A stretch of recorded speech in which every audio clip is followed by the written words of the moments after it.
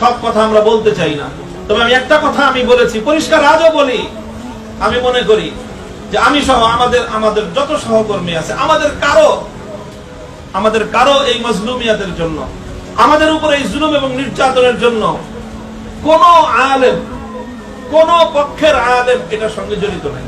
আমার এটা ব্যক্তিগত মতামত, এটা আমাদের সাথীরাও আমার সঙ্গে দ্বিমত করতে পারেন, আমার ব্যক্তিগত মতামত, কারো এখানে ভূমিকা নাই। হ্যাঁ, যেটা হতে পারে যে একজন আলেমের বন্দিত্বের কারণে তার যতটুকু কষ্ট পাওয়া উচিত ছিল সেই কষ্টটা তিনি পান নাই, যতটুকু ভূমিকা তার রাখার দরকার ছিল মুক্তির জন্য সেই ভূমিকাটা হয়তো রাখেন নাই। বেশির চেয়ে বেশি এটাও হতে পারে যে আমরা বন্দী হওয়ার কারণে কেউ কেউ মনে মনে খুশিও হয়েছে, হতেই পারে, কারো সঙ্গে ব্যক্তিগত রেষারেষি থাকতে পারে, এটা কোনো খুব বড় কোনো বিষয় না। ব্যক্তিগত রেষারেষি থাকতে পারে না, তোমার সঙ্গে আমার ব্যক্তিগত রেষারেষি থাকতে পারে, ভাইয়ের সঙ্গে ভাইয়ের ব্যক্তিগত রেষারেষি থাকে, ভাই যার সঙ্গে রেষারেষি সে বিপদে পড়লে আরেক ভাই একটু কি হয়, ভালো হয়েছে, ঢুকছো না, এবার মজা পাও, বড় বড় কথা তো আমার সম্পর্কে তো অনেকেই এই কথা বলছে যে বেশি বড় বড় কথা কয়, এবার মজা বুঝুক, আরো ভালো করে বুঝুক, তারপরে বের করবো।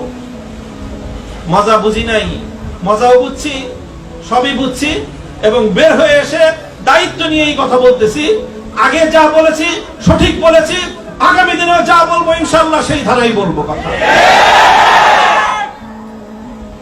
তো এই যে বিষয়টা, আলেম ওলামাদের কাউকে আমি মনে করি যে এই তিন শ্রেণীর হতে পারে সর্বোচ্চ, হয়তো কেউ ভূমিকাটা যথাযথ রাখে নাই, কেউ হয়তো মনে মনে একটু খুশিও হয়েছে, কিন্তু আমি মনে করি যে বাংলাদেশের কোন আলেম, সে যেই পক্ষেরই হোক, তাদের সাথে আমাদের রাজনৈতিক বা সাংগঠনিক বিরোধ থাকতে পারে, কিন্তু কেউ আমাদের এই গ্রেফতারির জন্য দায়ী এটা আমি মনে করি না।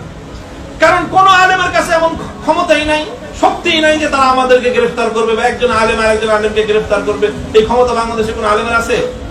এটার জন্য শতভাগ দায়ী হলো তারা যাদের হাতে রাষ্ট্রশক্তি আছে, এবং তারাই এই কাজটা করেছে।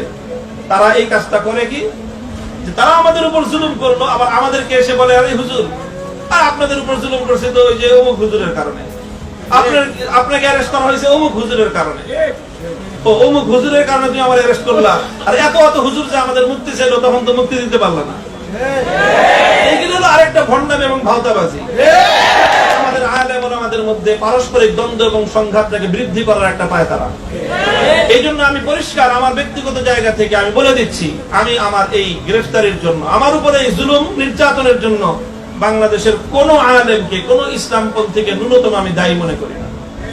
হ্যাঁ, কারো কারো ভূমিকা কম বেশি থাকতে পারে, সেজন্য মান অভিমান থাকতে পারে, অভিযোগ থাকতে পারে, কিন্তু এটার জন্য দায়ী মনে করি না কাউকে। কাজে এই যে কথাগুলোর মধ্যে আমরা পূর্ণ সতর্কতা অবলম্বন করতে হবে। আমি শুরু বের হয়ে এসে এখনো পর্যন্ত এই কথাই বলতেছি, আমাদের উপর যা জুলুম হয়েছে, যে নির্যাতন আমাদের উপর হয়েছে, এই নির্যাতনের পূর্ণ দাস্তান আমরা জাতির সামনে এখনো উন্মুক্ত করি নাই। যদি কোনোদিন প্রয়োজন মনে করি, একটা একটা করে দাস্তানের পাতা খুলবো, জাতি জানবে আমাদের সঙ্গে, ওলামায়ে কেরামের সঙ্গে শাসকদের পক্ষ থেকে জুলুম এবং নির্যাতনের কি কি ইতিহাস রচনা করা হয়েছে।